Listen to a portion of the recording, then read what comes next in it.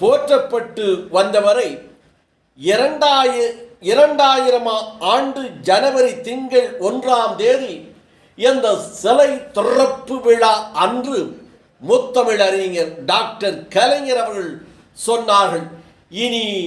வள்ளுவனை சொல்லுகின்ற போது வள்ளுவன் ஐயன் வள்ளுவன் என்று அழைக்க வேண்டும் என்று அந்த 133